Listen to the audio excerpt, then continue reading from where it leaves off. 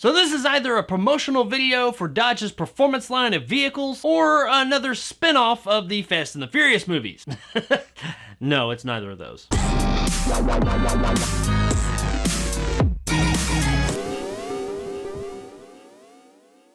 Hellkat, its kick-ass name, is brought to us by directors Rebecca Matthews and Scott Jeffrey, and stars Sarah T. Cohen and Michael Hode. We follow Katrina Hellkat Bash, played by Cohen, a down-on-her-luck, disgraced MMA fighter who finds herself in a bit of a predicament. You see, Katrina's having herself a hard time of it, and through a very unfortunate course of events, she finds herself in the ring once again. However, this time she's not just fighting for money and fame, she's fighting for her very soul. Because in this ring, she's not pitted up against other MMA fighters as usual. Oh no, this time she's going up against monsters and demons. And if she loses, she goes to hell, which is unfortunate. But if she wins, she gets to retain her soul and not go to hell. Preferable option. Now let's get something out there right away. Let's get it all out there in the clear. Hellkat is a very low-budget movie. No, lower. No, even lower. I'm not 100% sure of how much the budget for this film was, but I'm gonna go with somewhere in between a number 10 at McDonald's and a taco party pack at Taco Bell. Right in there somewhere. So yeah, when I say low, I mean low. But low budget does not automatically mean bad. There are plenty of low-budget movies out there, some of which I've covered on this very channel, that are great. I get surprised time and time again how far some people can make money go in the independent scene. So yeah, there's some great ones out there, and low budget does not necessarily mean low quality in all situations, but it doesn't automatically make it a good thing either. While I've seen some filmmakers make some great low budget films, I've also seen some filmmakers overextend themselves beyond what they have at their disposal, and I think that might be what they did here in some parts. Hellkat has an interesting story. The only problem is it's an interesting 30 to 45 minute story that's stretched out to an hour and 20 minutes. Now that being said, the parts that work here actually do work really well. The first half of the film I actually really enjoyed. There is a bit of a mystery there in that first half that I really liked the way they executed. You get hints of what might be going on, but you're not 100% sure until the movie decides to reveal it to us. Unlike the trailer, I'm not going to spoil any of that here, but I will say I did like the way they kept the intrigue up in that first half of the film. They kept that mystery going. They clearly didn't have a lot of money, but they did have a good idea and they knew how they wanted to execute it. And they did that very well. However, when we get to the second part of the film that is kind of supposed to be the showcase of the film, things start to go downhill fairly quick. This is a movie that touts its fights a lot. The basic premise behind the whole thing is this mortal woman fighting against monsters and demons for her soul. So when we see those fights, we're kind of expecting those to kind of be a big spectacle, but they're not. It's real clear that that budget hurt that part of the film real bad. Now that's not to say that they couldn't have still had really cool fight scenes even with a low budget. That's just to say that they didn't have really cool fight scenes and they also had a really low budget. My view on films that have a low budget but they're trying to do something that might be outside of their reach of that budget has always been either A, don't do it, or B, find another way to. I'd honestly rather something not be in the movie than be bad in the movie, because if it's just not there, you don't know. If it's bad, you definitely know, and it sours the entire experience. And that's what the fights here are. They're just not that good. They're not very exciting. It seems like some of the performers are professional about it. I mean, they like know what they're doing to a degree, but it's just not executed very well. It's not very exciting at all. That's kind of a bummer because that's one of the major selling points of the film. An MMA fighter fighting demons and monsters. Now on top of that, when the movie does shift over to that part of the film, it kind of leaves all the other stuff behind. All that storytelling and mystery and all that stuff is just totally left on the back burner at that point. There is one other detail that we do find out as the movie goes on, and I was appreciative of that because that's pretty much the only thing that kept me interested after about the halfway mark. But beyond that, it's just all about these fights, which would be fine. I have no problem with that. But when the fights are lackluster and they're just not very exciting, then you just don't have much to latch onto here. The movie also ended really abruptly. Like there's no like big huge fight or conflict or anything. They lead you to believe there is. They're like talking about this thing that's gonna happen, and it does happen, happen, but there's not really anything special about it. And while admittedly the movie does resolve its story arc by the end, it's like super fucking abrupt. Like 1 second we're doing this thing, and the very next second, bam, into the fucking movie. And you're like, whoa, well, okay, that was quick. I mean, I guess at that point I shouldn't have been expecting too much, but god damn, that was really abrupt. The performances here are really a mixed bag as well. Most of the very limited cast that we get here is pretty stilted and just doesn't have much to offer the story or anything at all, really. And that's kind of a nicer way of me saying they're just not very good. Sarah T. Cohen's Hellkat is okay. She doesn't really do a bad job, but her character doesn't really talk much. She's kind of got like this dark, silent, brooding thing going on, and it does fit the character. And it's not like, you know, award-worthy or anything, but especially compared to everybody else, it is one of the better performances in the film. I mean, she does fine, I suppose, especially compared to everybody else. It's just that her character doesn't really say or do much beyond react to what's going on immediately around her. Michael Hode plays the devil character in this film, or head demon, or whatever you want to call him. I'm not sure. He's the big bad guy who's in charge here. And while this isn't like a tour de force or anything, I will say that his character was the most entertaining in the film. The guy knows the movie he's in, and he goes all in. He hams it up and seems like he's having a great time here. Everybody else seems like they're struggling to read their lines, and this guy's just coming in, just laughing his ass off at every turn, and just having a grand time. That made his character more entertaining. I did enjoy whenever he came on screen. No matter how corny he was, I still had a good time whenever that character showed up. Overall though, beyond the two that I mentioned, the performances in the film just are kind of not that great. The movie does have a few special effects here or there, some digital, some practical, and I did appreciate the fact that it seems like they tried to use practical as much as possible. There are a few light CGI effects, and some of them do kind of stand out here or there, but they're fairly minimal, so it's not that big a deal. The practical effects don't look too bad. In fact, for the budget I assume this thing probably had, they actually look really good. There's just not a whole lot of them. I mean, this movie is low budget, so there's not a whole lot of anything. But the special makeup effects and the gore effects that they had was pretty good. For what they were working with, it all looked fairly solid. Guys, Hellkat was a really good short film that was made into a full-length film. I don't mean that literally, but I do feel as if they had condensed all this into a shorter format, it would have been much more entertaining. A tremendous amount of this movie just feels like filler, and during those filler scenes, just nothing's really going on. While I did enjoy where the story started, where it was going, and the execution of the first half of the film, right there at that halfway mark, all that just changed. We lost the story, we lost the mystery, we lost pretty much everything, and all we had was the fights, and the fights just didn't work. So in turn, the whole second half of the movie didn't work, which in turn kind of made the whole movie not work. And at the end of the day, there just wasn't much for this movie to fall back on. And while I did like where the movie was going, that's not where it inevitably went, so at best, I could say check out Hellkat on USA Up All Night.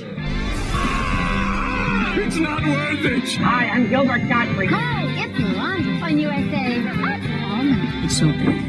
It's just not worth it! I mean, it's not a total dumpster fire, I'll give it that, but this could have been a solid check it out on streaming had they done more with that second half of the film. But it just falls off, and there's nothing there at that point, and it ended up ruining the entire film for me. So unless you're just like really into low-budget horror movies, I'm gonna say that Hellkat's not really worth much of your time. So there it is, guys, my review of Hellkat. Still a kick-ass name, though. If you enjoyed and want more content like this, hit that subscribe button and help my little channel grow. If you liked what I had to say, give me a like. If not, let me know in the comments below why. And as always, stay sexy, Purgatory. Stand up and fight for your soul and die!